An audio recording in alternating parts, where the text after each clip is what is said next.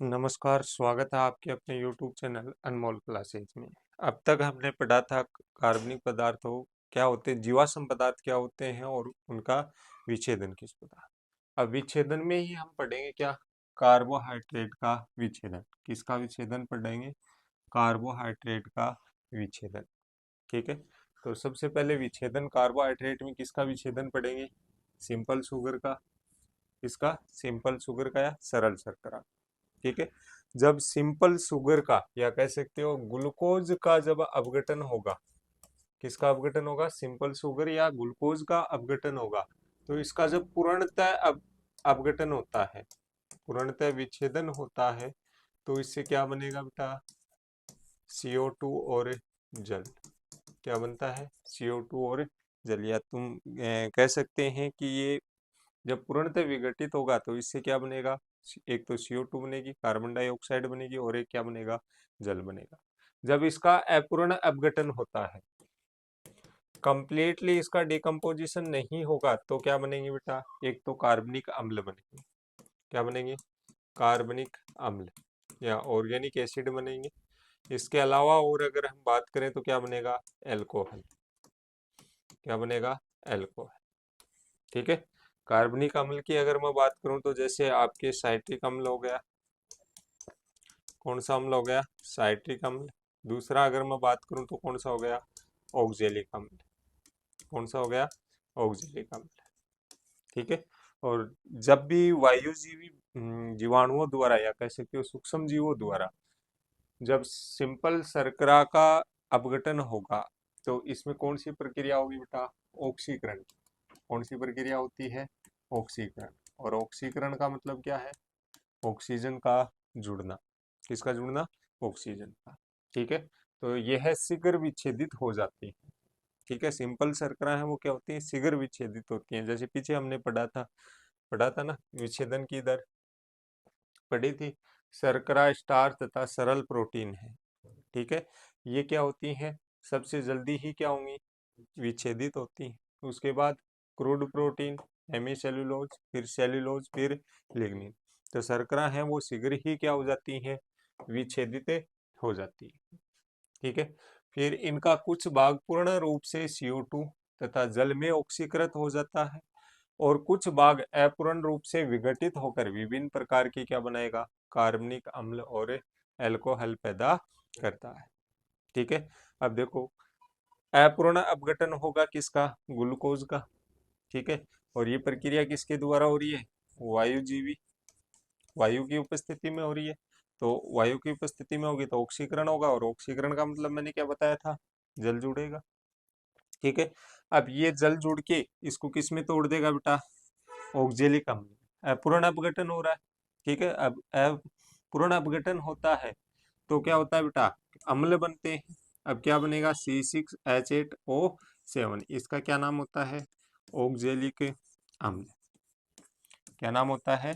Oxalic अम्ल। क्या बनेगा? ऑक्जेलिक अम्ल बनेगा, और दो जल के अणु क्या निकल जाएंगे बाहर। ठीक है, इसी प्रकार दूसरा अगर हम देखें, फिर से इसका क्या हो रहा है? डिकम्पोजिशन हो रहा है, विच्छेदन हो रहा है। ठीक है, ऑक्सीकरण होगा, और क्या बनेगा? साइट्रिक अम्ल। कौन सा अम्ल बनेगा? साइट्रिक। और तीन जल के अणु क्या निकल जाएंगे बाहर। ठीक है, एक मोल जब विच्छेदित होगा तो कितने? तीन साइट्रिक अम्ल बनेंगे, और 3 मोल किसके बनेंगे? H2। ठीक है, ये तो बात हो गई किसकी? अपूर्ण अपघटन की, या अपूर्ण विच्छेदन जब होगा।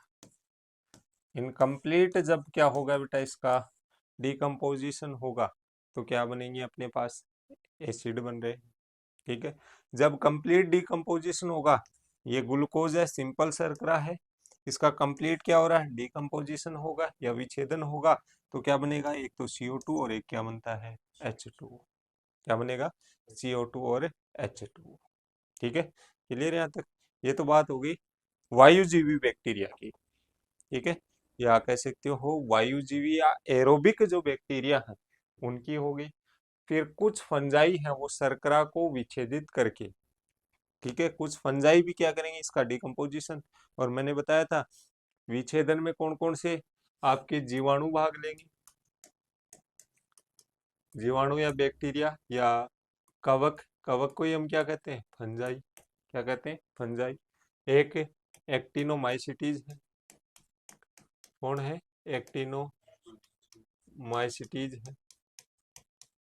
ये इसमें क्या लेंगे बेटा, भाग लेते हैं। ठीक है, जब कवक इसका या फंजाई है शर्करा का अपघटन करेगी तो क्या बनाएगी, ग्लूरोनिक और साइट्रिक, ऑक्जेलिक, फ्यूमेरिक आदि अम्ल बनाती है। क्या बनाएगी, आदि अम्ल बनाती है।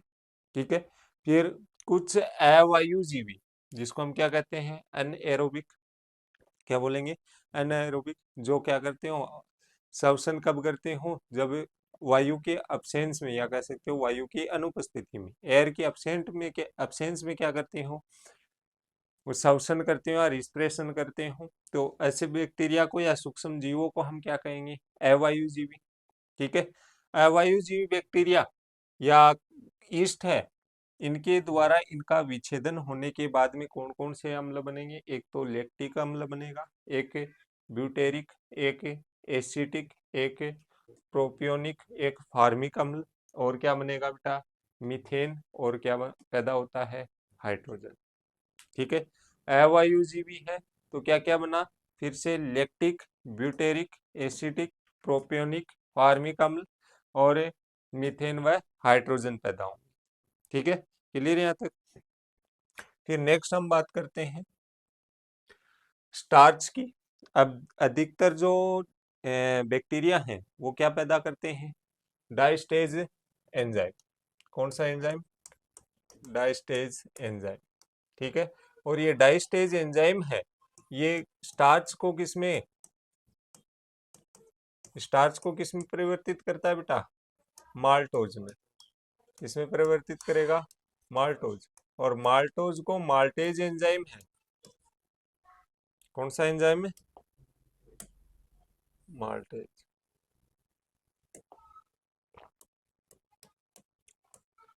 Maltase enzyme. वो किसमें परिवर्तित करेगा, माल्टेज एंजाइम माल्टोज को ग्लूकोज, किसमें परिवर्तित करता है, ग्लूकोज में। ठीक है, क्लियर है तक। अब ग्लूकोज का फिर से अपघटन होगा, कंप्लीट होगा तो किसमें चेंज होगा, CO2 प्लस H2O में। और इनकम्प्लीट हुआ तो क्या बनाएगा, कार्बनिक अम्ल, और क्या बनाएगा, कार्बनिक अम्ल बनाएगा, और क्या बनाता है, अल्कोहल। क्या बनते हैं, अल्कोहल, क्या बनेंगे, अल्कोहल। ठीक है, क्लियर यहाँ तक। देखो अधिकतर कुछ सूक्ष्म जीव, विशेषकर अवायुजीवी बैक्टीरिया, अवायुजीवी मतलब एनाएरोबिक, जो वायु के अब्सेंट में क्या करते हैं, श्वसन करते हैं, और वायु के अब्सेंस में जो श्वसन होता है उसको क्या कहते हैं, अनोक्सी श्वसन। क्या कहेंगे, अनोक्सी श्वसन। ठीक है, एक होता है ऑक्सी, एक होता है अनोक्सी। ठीक है, अनोक्सी होगा वायु की अब्सेंस में, और ऑक्सी वायु की प्रेजेंस में। बैक्टीरिया स्टार्च को विभिन्न कार्बनिक अम्ल, एल्कोहल, एसीटोन, हाइड्रोजन तथा CO2 में क्या कर देते हैं, बदल देते हैं। ठीक है, फिर अधिकतर जो जीवाणु है वो कौन सा एंजाइम पैदा करते हैं, डाइस्टाइज एंजाइम। कौन सा, डाइस्टेज एंजाइम, जो स्टार्च को किस में बदलेंगे, माल्टोज में। किस में बदलेंगे, माल्टोज में। माल्टोज है वो जल विश्लेषित होकर या जल अपघटित कर देता है, जल विश्लेषित होकर माल्टेज एंजाइम माल्टोज को ग्लूकोज में जल विश्लेषित कर देता है। किसमें कर देगा, माल्टेज एंजाइम है वो माल्टोज को किसमें करेगा, ग्लूकोज में क्या कर देता है। और ग्लूकोज विभिन्न जीवाणुओं द्वारा विच्छेदन से CO2 तथा H2O में क्या हो जाएगा, परिवर्तित। वही मैंने बताया, पहले स्टार्च थी, स्टार्च को डाइस्टेज एंजाइम है वो किस में चेंज कर रहा है बेटा, माल्टोज में। फिर कौन सा एंजाइम है अपने पास, माल्टेज, माल्टेज एंजाइम है वो माल्टोज को किस में परिवर्तित करेगा, ग्लूकोज। ठीक है, और ग्लूकोज है, ग्लूकोज का फिर से क्या होगा, विच्छेदन होगा सूक्ष्म जीवों के द्वारा। किसमें विच्छेदन होगा, CO2 और H2O में। ठीक है, क्लियर। अगर पूर्णतः अपघटन नहीं हो रहा है तो किसमें होगा बेटा, कार्बनिक अम्ल और एल्कोहल। ठीक है, क्लियर यहाँ तक। फिर आता है हेमीसेल्यूलोज। फिर क्या आएगा, हेमीसेल्यूलोज। ठीक है। अब हेमीसेल्यूलोज की अगर बात करें तो हेमीसेल्यूलोज को हेमीसेल्यूलेज, कौन सा एंजाइम, हेमीसेल्यूलेज एंजाइम द्वारा विभिन्न सरल शर्कराओं में क्या कर दिया जाएगा, विघटित कर दिया जाएगा। ठीक है, हेमीसेल्यूलोज था अपने पास, इसको कौन सा एंजाइम, हेमीसेल्यूलेज, कौन सा एंजाइम है, हेमीसेल्यूलेज एंजाइम, वो किस में चेंज कर देगा, शर्करा में। कौन सी शर्करा, सरल शर्करा। और सरल शर्करा पीछे हमने पढ़ी है कौन सी थी, ग्लूकोज की पढ़ी थी हमने, C6H12O6 सरल शर्करा। ठीक है, अब इस शर्करा का फिर से सूक्ष्म जीव है वो अपघटन कर देंगे किसमें, CO2 प्लस H2, इसमें अपघटन कर दिया CO2 प्लस H2 में। ठीक है, तो द्वारा विभिन्न सरल शर्कराओं में जल विश्लेषित हो जाता है, जो पुनः जल और CO2 में क्या हो जाएगा, परिवर्तित हो जाएगा, क्या हो जाएगा, परिवर्तित। ठीक है, ऐसे याद नहीं रहता तो इसको ऐसे याद कर लेना, हेमी सेल्यूलोज, कौन सा एंजाइम काम करेगा बेटा इस पे, हेमी सेल्यूलेज एंजाइम किस में चेंज करेगा, सरल शर्करा में, किसमें, सरल शर्करा में। ठीक है, सरल शर्करा को फिर से सूक्ष्म जीव क्या करेंगे बेटा, विच्छेदित करेंगे। ठीक है, किसमें विच्छेदित करेंगे बेटा, CO2 प्लस H2, यही बात ऊपर बोली, यही बोलिए ना। हेमीसेल्यूलोज को हेमीसेल्यूलेज एंजाइम सरल शर्कराओं में जल विश्लेषित कर देता है, सरल शर्कराओं को सूक्ष्म जीव है वो किसमें परिवर्तित कर देते हैं, CO2 और H2, किसमें कर देंगे, CO2 और H2। फिर आता है सेल्यूलोज, कौन सा आता है, सेल्यूलोज। तो सेल्यूलोज है वो किसका बहुलक होगा बेटा, ग्लूकोज का होगा, किसका बहुलक होता है, ग्लूकोज का। ठीक है, अब बहुलक का मतलब क्या है कि ग्लूकोज की बहुत सारी इकाइयां मिलकर क्या बनाएंगी, सेल्यूलोज, क्या बनाती है, सेल्यूलोज। अब सेल्यूलोज टूटेगा तो किस में टूटेगा, ग्लूकोज में, किस में टूटेगा, ग्लूकोज में। तो कुछ विशिष्ट बैक्टीरिया एक्टिनोमाइसिटीज एवं कवक इसका अपघटन करते हैं। कौन कौन बैक्टीरिया है, विशिष्ट बैक्टीरिया है, एक्टिनोमाइसिटीज है और कवक है, वही इसका क्या करते हैं, अपघटन करते हैं। सेल्यूलोज एंजाइम द्वारा जल अपघटित होकर सेलोबायोस बनाता है, क्या बनाएगा सबसे पहला प्रोडक्ट, सेलोबायोस, जो पुनः किसमें, ग्लूकोज में परिवर्तित हो जाएगा, किसमें हो जाएगा, ग्लूकोज में। इसके बाद ग्लूकोज है वो पानी और CO2 में क्या हो जाता है, परिवर्तित हो जाता है। ठीक है, अब जब ये परिवर्तित होगा तो इससे क्या उत्पादन होगी, ऊर्जा उत्पादन होगी। पहले बता चुका हूं कि सूक्ष्म जीव जब इनका विच्छेदन करते हैं तो इनसे क्या बनेगी, ऊर्जा बनेगी, जिसका उपयोग कौन करेंगे, सूक्ष्म जीव। ठीक है, क्लियर। इसको भी अगर सरल रूप में याद करना चाहो तो ऐसे कर सकते हो, सेल्यूलोज है, सेल्यूलोज का विच्छेदन है वो किसमें होगा बेटा, सेलो बायोस में, किसमें होगा, सेलोबायोस। और सेलोबायोस है वो किसमें परिवर्तित हो रहा था, ग्लूकोज में, किसमें हो रहा था, ग्लूकोज में। और ग्लूकोज का विच्छेदन सूक्ष्म जीवों द्वारा किसमें होगा, CO2 प्लस H2, किसमें होगा, CO2 प्लस H2। ठीक है, क्लियर यहाँ तक। चलो तो फिर नेक्स्ट आता है फिर लिग्निन। लिग्निन क्या है बेटा, एक जटिल पदार्थ है, बहुत ही जटिल पदार्थ है। इसका विच्छेदन है वो बहुत ही धीमी गति से होता है, बहुत ही क्या होता है, धीमी गति। कुछ बेसिडियोमाइसिटीज के कुछ समूह है तथा एक्टिनोमाइसिटीज ही इसका क्या कर पाते हैं, विच्छेदन कर पाते हैं। और जैसे जैसे पौधे की एज है वो बढ़ती है या आयु बढ़ती है, वैसे वैसे लिग्निन की मात्रा क्या होती है, बढ़ती है। ठीक है, देखो लिग्निन एक संकीर्ण पदार्थ होने के कारण इसका विच्छेदन क्या होता है, कम होता है। संकीर्ण का मतलब ही क्या है, यहाँ एक जटिल, बहुत जटिल पदार्थ है, बहुत ज्यादा क्या है, जटिल है, तो इसका विच्छेदन क्या होगा बेटा, कम होगा। ठीक है, फिर लिग्निन में एक बेंजोल चक्कर पाया जाता है। कौन सा चक्कर मिलेगा इसमें? बेंजोल चक्कर, जिससे विशेष सह श्रृंखला जुड़ी होती है। क्या जुड़ी होती है? विशेष सह श्रृंखला जुड़ी होती है। बेसिडियोमाइसिटीज के कुछ समूह है तथा एक्टिनोमाइसिटीज ही लिग्निन का क्या कर पाते हैं? विच्छेदन। यही क्या करेंगे? इनका डिकम्पोजिशन करते हैं। ठीक है। फिर आता है प्रोटीन। फिर क्या आता है? प्रोटीन। प्रोटीन किससे मिलकर बना होता है? एमिनो अम्लों से। किससे मिलकर बना है?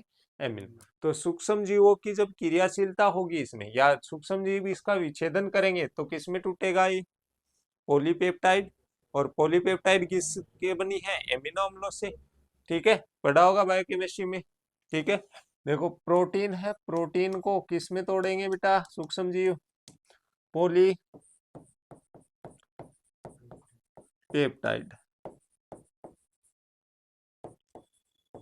किसमें तोड़ेंगे? पॉलीपेप्टाइड।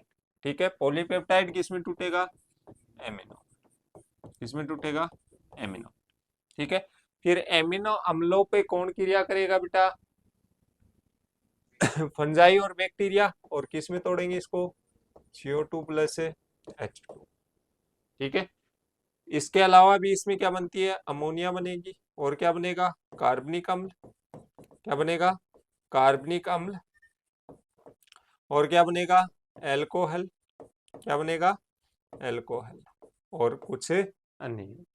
क्या बनेंगे? कुछ अन्य। तो सूक्ष्म जीव की क्रियाशीलता से प्रोटीन का विच्छेदन सबसे पहले किसमें होगा बेटा? पॉलीपेप्टाइड।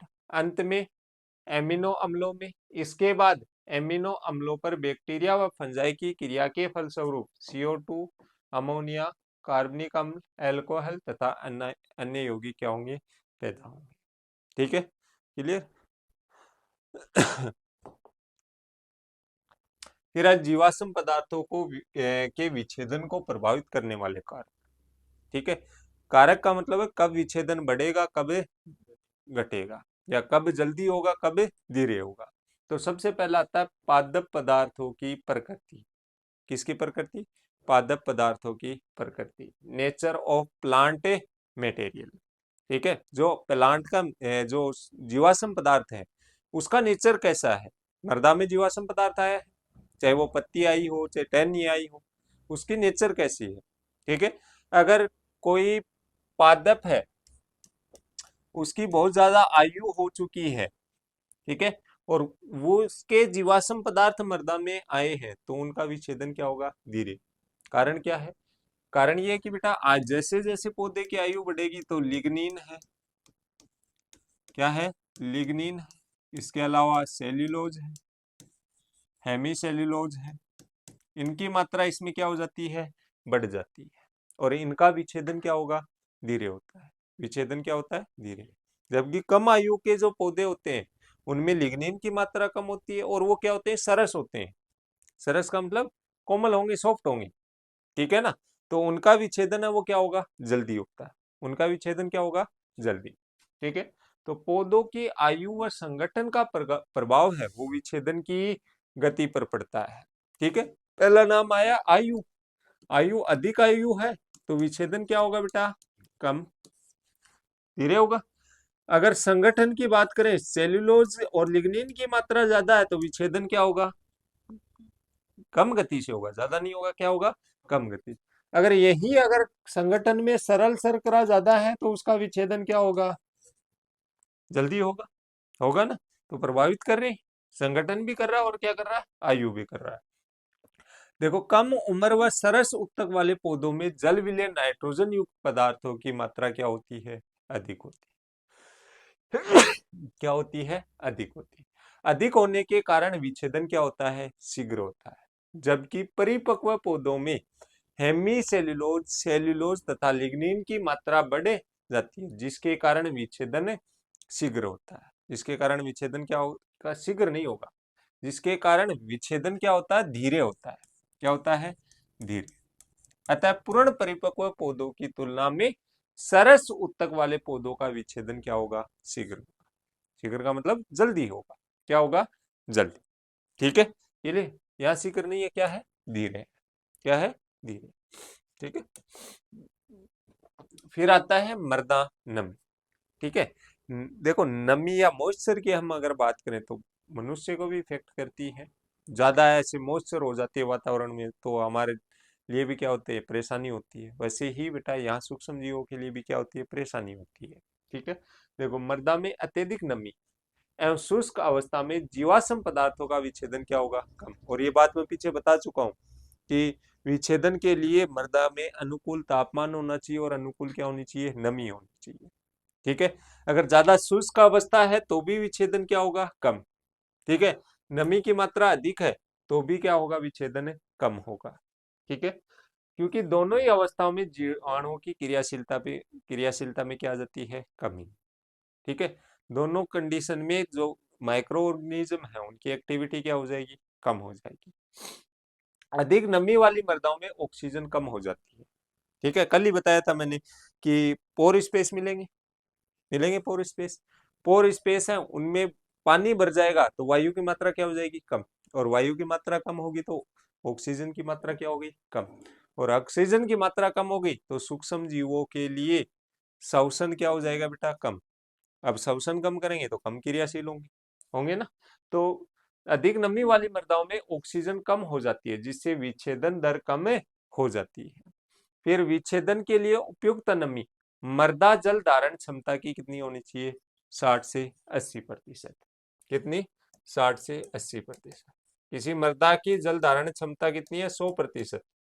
ठीक है, तो इस 100% की 60 से 80% अगर नमी है तो वो विच्छेदन के लिए क्या है बेटा, उपयुक्त है। विच्छेदन के लिए क्या है, उपयुक्त है, सुटेबल है। ठीक है, फिर आता है वायु संचार। तो वायु संचार में वही बात आ गई बेटा, देखो वायु संचार अधिक होगा या अच्छा होगा तो क्या होगा बेटा, मृदा में ऑक्सीजन आएगी। वरना तो वहां सूक्ष्म जीव है वो ऑक्सीजन को ग्रहण करेंगे और CO2 छोड़ेंगे तो CO2 की मात्रा बढ़ेगी। अब वो CO2 अगर बाहर ही नहीं निकलेगी तो नई ऑक्सीजन नहीं आएगी। तो वायु संचार होना क्या है, आवश्यक। और वायु संचार होगा तो श्वसन की क्रिया अच्छी होगी सूक्ष्म जीवों में। ठीक है, और सूक्ष्म जीवों की सक्रियता क्या रहेगी, अधिक रहेगी। सूक्ष्म जीवों की सक्रियता क्या रहेगी, अधिक रहेगी। ठीक है, तो और सूक्ष्म जीवों की सक्रियता अधिक रहेगी तो जीवाश्म पदार्थों का विच्छेदन क्या होगा, अधिक। ठीक है, तो मृदा जीवों एवं सूक्ष्म जीवों की क्रियाशीलता मृदा में ऑक्सीजन की मात्रा पर क्या करती है, निर्भर। ऑक्सीजन की मात्रा कम है तो सूक्ष्म जीवों की सक्रियता क्या होगी, कम। सूक्ष्म जीवों की सक्रियता कम है तो विच्छेदन भी क्या होगा, कम होगा। ठीक है, फिर ऑक्सीजन की मात्रा अधिक होने पर विच्छेदन की गति क्या होगी, तेज। उचित वायु संचार वाली दोमट मृदा में चिकनी मृदा की अपेक्षा जीवाश्म पदार्थों का विच्छेदन क्या होता है, शीघ्र। याद कर लेना है।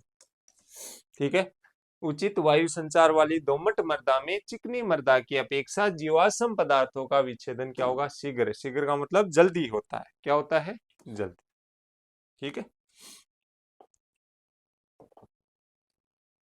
फिर है मृदा ताप।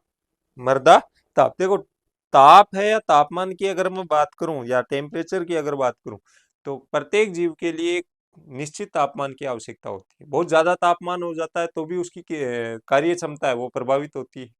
कम होता है तो भी क्या होती है, कार्य क्षमता प्रभावित होती है। ठीक है, क्लियर। तो देखो जीवाणुओं की क्रियाशीलता पर मृदा ताप का क्या पड़ता है, प्रभाव अधिक होता है।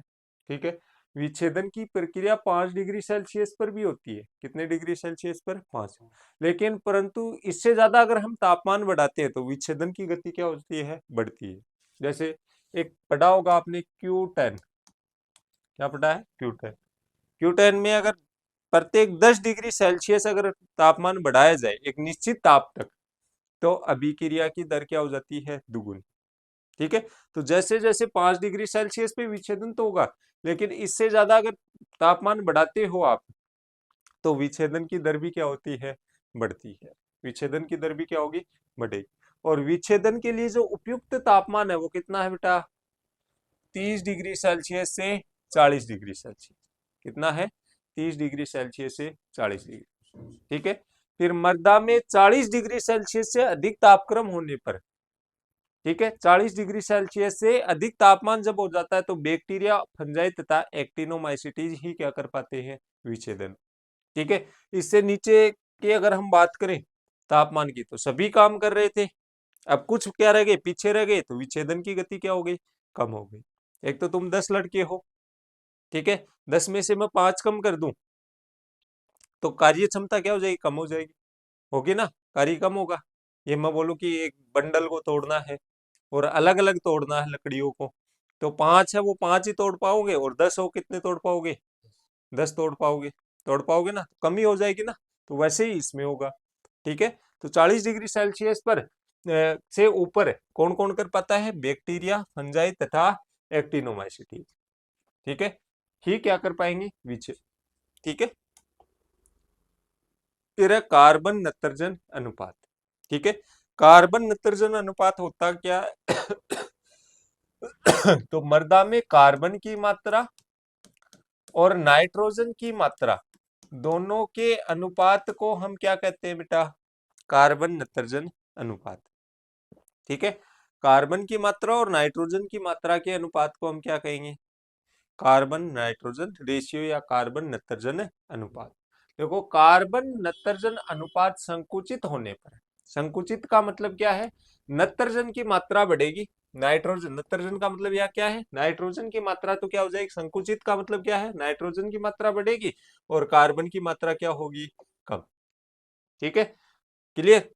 संकुचित होने पर विच्छेदन की प्रक्रिया तीव्र गति से होती है तथा कार्बन नत्रजन अनुपात विस्तृत, विस्तृत का मतलब नाइट्रोजन तो कम होगी और कार्बन क्या होगा, बढ़ेगा। विच्छेदन की गति क्या हो जाती है, धीमी हो जाती है, क्या हो जाएगी, धीमी, क्लियर।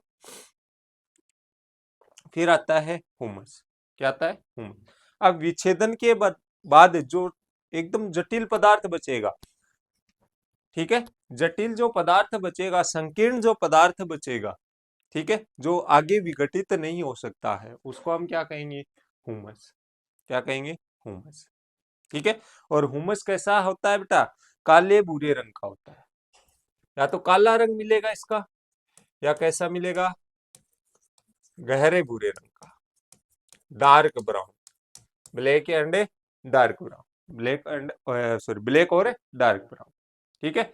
और ये हुमस बेटा अपने मृदा के लिए बहुत अच्छा होता है, कारण क्या है उसका, एक तो ये फिजिकल कंडीशन, भौतिक दशा मृदा की क्या करता है, बढ़ाता है, भौतिक दशा को क्या करता है, बढ़ाता है। दूसरी जल धारण क्षमता को बढ़ाता है,